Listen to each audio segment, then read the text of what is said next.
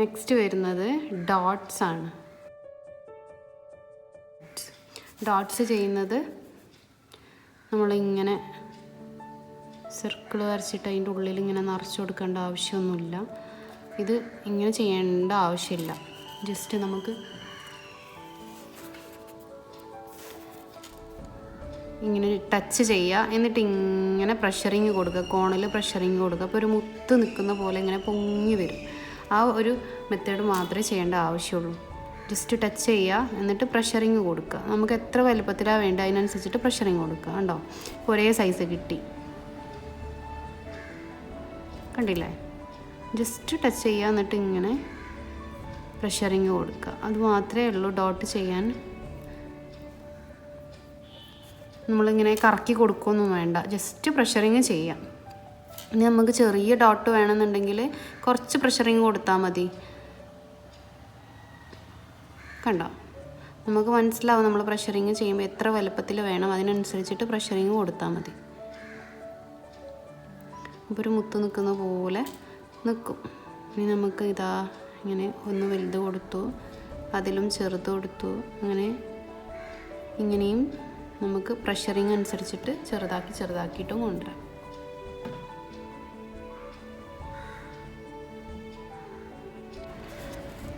ഡോട്ട്സിൽ തന്നെ നമ്മൾ ലൈനിൻ്റെ മുകളിൽ ഡോട്ട് അപ്ലൈ ചെയ്യുന്ന ഒരു മെത്തേഡ് കാണിക്കാം. നമ്മൾ ലൈൻ അപ്ലൈ ചെയ്ത് കൊടുക്കുക, പൊക്കി പിടിച്ചിട്ട് തന്നെ ലൈൻ അപ്ലൈ ചെയ്യാം.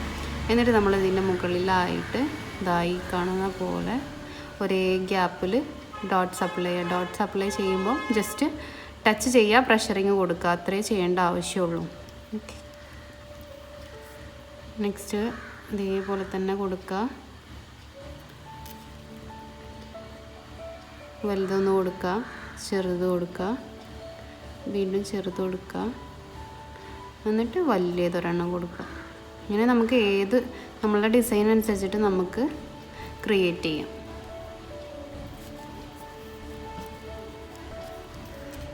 വേറൊരു മെത്തേഡ് കാണിക്കാം. ലൈൻ അപ്ലൈ ചെയ്യാം,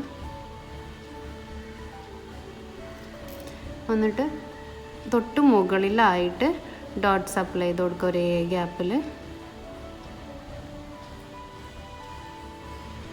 തൊട്ട് മുകളിലായിട്ട് ഇങ്ങനെ കൊടുത്തു. ഇനി അതേപോലെ തന്നെ ജസ്റ്റ് താഴെ ആയിട്ട് നമ്മളിതാ ഇങ്ങനെ അതേ സൈസിലുള്ള ഡോട്ട് തന്നെ കൊടുക്കുക. കണ്ടില്ലേ? അപ്പം ഇങ്ങനെ കിട്ടി. ഇനി വേണമെങ്കിൽ നമുക്ക് ലൈൻ അപ്ലൈ ചെയ്തിട്ട്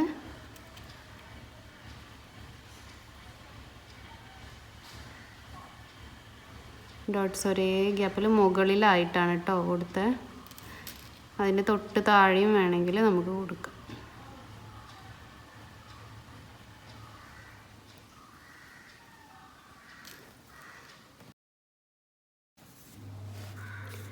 നെക്സ്റ്റ് നമ്മൾ ചെയ്യുന്നത് സർക്കിളാണ്.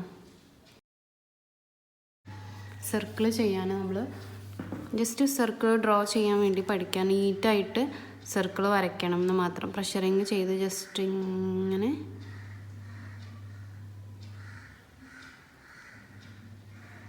ടച്ച് ചെയ്ത് കൊടുക്കാം. ഇങ്ങനെ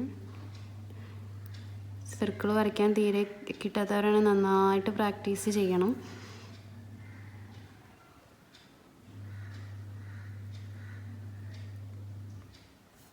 കണ്ടോ, ഇതേപോലെ നമുക്ക് ചെറുത് വേണമെങ്കിൽ ചെറുത് ചെയ്യാം, വലുത് വേണമെങ്കിൽ വലുതും ചെയ്യാം.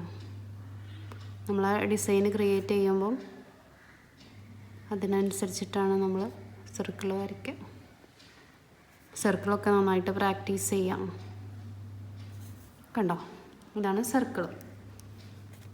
സർക്കിൾ വരയ്ക്കുമ്പം നമുക്ക് ടച്ച് ചെയ്തിട്ടും വരയ്ക്കാം, ടച്ച് ചെയ്യാതെയും വരയ്ക്കാം. നമ്മുടെ ഈസി ഏതാണ് അതേപോലെ ചെയ്യാം. പിന്നെ ടച്ച് ചെയ്തിട്ട് വരയ്ക്കുമ്പോൾ ഒരുപാട് ഇങ്ങനെ ടച്ച് ചെയ്തിട്ട് ഡിസൈന് ചിലരൊക്കെ വരയ്ക്കുമ്പോൾ അതാകും. ഇങ്ങനെ വരരുത്. ഇതിങ്ങനെ അവിടെ മെഹന്തി വരാതെ വരുമ്പോൾ അത് തെറ്റാണ്, കാണാൻ ഭംഗി ഉണ്ടാവില്ല. അപ്പോൾ നമുക്ക് എന്ത് ചെയ്യും, ഒരേപോലെ ഇങ്ങനെ മെഹന്തി എല്ലായിടത്തും കിട്ടണം. അപ്പം അധികം ടച്ച് ചെയ്യരുത്. ഇങ്ങനെ വളച്ചൊക്കെ കൊണ്ടുവരുമ്പം കുറച്ചൊന്ന് കോണ് പൊക്കി കൊടുക്കുക. സർക്കിൾ കഴിഞ്ഞാൽ പിന്നെ നമ്മൾ ചെയ്യുന്നത് സ്പൈറലാണ്. സ്പൈറൽ ചെയ്യാൻ നമ്മൾ ആദ്യം സർക്കിൾ ചെയ്യണം. സർക്കിൾ വരച്ചു കൊടുക്കുക. അത്യാവശ്യം വലിയൊരു സർക്കിൾ വരയ്ക്കുക. എന്നിട്ട് ഇതാ ഈ ഒരു പോയിന്റിൽ നിന്ന് നമ്മൾ ഉള്ളിലേക്ക് എടുക്കുക. എന്നിട്ട് ഇതേപോലെ നമ്മൾ ചുറ്റിച്ചു കൊടുക്കുക, ഒരു ജിലേബി പോലെ. എന്നിട്ടൊരു ഡോട്ടും കൊടുക്കുക. കണ്ടില്ലേ? ആദ്യം നമ്മൾ ഒരു സർക്കിൾ വരയ്ക്കുക. എന്നിട്ട് ഉള്ളിലേക്ക് ഇങ്ങനെ ചുറ്റിച്ചു കൊടുക്കുക. നല്ല നീറ്റായിട്ട് എവിടെയും ടച്ച് ചെയ്യാതെ സ്ലോലി ചെയ്താൽ മതി. എന്നിട്ടൊരു ഡോട്ട് കൊടുക്കുക. ഇതാണ് സ്പൈറൽ. നമുക്ക് ചെറുത് വേണമെങ്കിൽ ചെറുതും ചെയ്യാം.